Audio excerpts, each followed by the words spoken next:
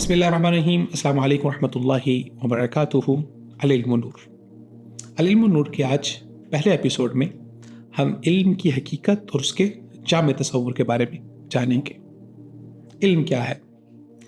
کسی شے کی حقیقت اور اس کے ادراک کا نام علم ہے۔ جب ہم علم کے جامع تصور کے بارے میں بات کرتے ہیں تو پھر علم کا مطلب صرف اسلامی آداب و احکام تک محدود نہیں ہوگا، اگرچہ سب سے اعلیٰ و افضل علم دینی علم ہی ہے، لیکن جامع تصور میں کائناتی اور مادی علم بھی علم کی تعریف میں شامل ہوگا، کیونکہ انسان کو ادراک، تحقیق اور جستجو کے ذریعے سے تسخیر کائنات کا حکم دیا گیا ہے تاکہ وہ اپنی زندگی کو تحفظ فراہم کر سکے اور خود کو خوشحالی سے ہمکنار کر سکے۔ قرآن مجید نے اس سلسلے میں جو ہدایات دی ہیں ان سے صحیح علمی منہاج پر روشنی پڑتی ہے۔ کائنات کی مبہم اور نامعلوم اشیاء کی دریافت ہی صحیح علمی منہاج ہے۔ اسلام میں علم کی کوئی حد مقرر نہیں، کیونکہ ارشاد نبی صلی اللہ علیہ وسلم ہے انتم اعلم بامور دنیاکم، تم اپنے دنیا کے معاملات میں زیادہ بہتر جانتے ہو، جس سے یہ معلوم ہوتا ہے کہ انسانی ذہن کے سامنے مختلف علوم و فنون کے لامحدود استنباط کا در کھلا ہے، جس میں سیاسیات، معاشیات، معاشرتی علوم نمایاں حیثیت رکھتے ہیں۔ اسلام نے ان معاشرتی اور معاشی علوم کا حصول فرض کفایہ قرار دیا ہے۔ امام غزالی فرماتے ہیں ان تمام علوم و فنون کا حصول فرض کفایہ ہے جو انسانی زندگی کے قیام کے لیے ضروری ہیں اور انسانوں کے لیے فائدہ مند ہے، جیسے طب، صنعت، زراعت، تجارت، حرفت اور دیگر کئی علوم۔ مسلمانوں نے کیمیا، الجبرا، جیومیٹری جیسے دنیاوی علوم و فنون کو ایجاد کیا۔ حروف ابجد کی ترتیب سے انسائکلوپیڈیا اور لغات بھی مسلمانوں نے ہی ایجاد کی۔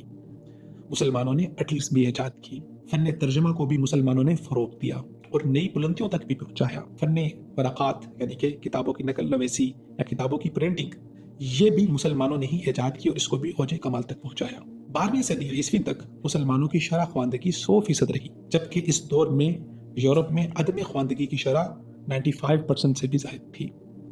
اسلام نے علم کو بڑی اہمیت دی ہے۔ قرآن مجید کا پہلا لفظ اقرا انسانی زندگی میں علم کی بے پناہ اہمیت کو واضح کرتا ہے۔ فرد کی زندگی میں علم کی اہمیت۔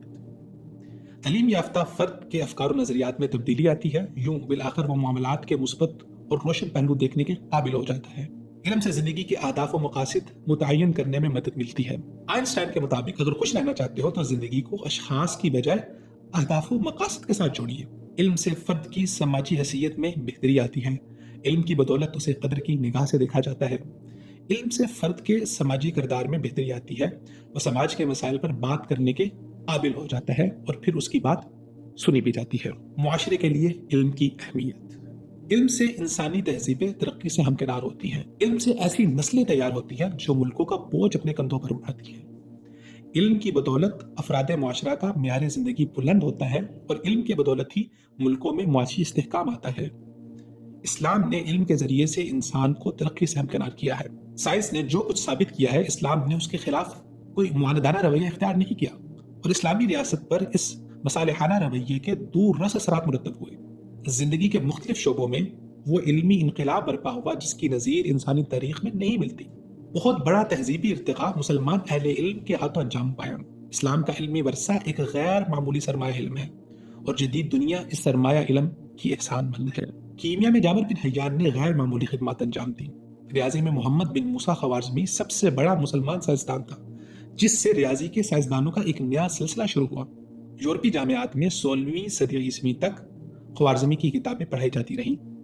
ابو قاسم زہراوی پہلا مسلمان جراح یعنی کہ سرجن تھا، جس نے سرجری پر ایک کتاب التصریف لمن عجز عن التعلیف لکھی، جو یورپ میں سائنس آف سرجری کی بنیاد بنی۔ یہ کتاب 5 صدیوں تک یورپ کی یونیورسٹیز میں زیر تدریس رہی۔ یوں مسلمانوں نے مادی علم کے میدان میں بہت بڑی بڑی خدمات انجام دی، اور یہ صرف اور صرف اسی نور علم کی کرنیں تھیں جو نبی کریم صلی اللہ علیہ وسلم انسانیت کے لیے لے کر آئے تھے، اور انسانیت کو جہالت کے اندھیروں سے نکال کر علم اور تہذیب و تمدن کی روشنیوں سے ہمکنار کر کے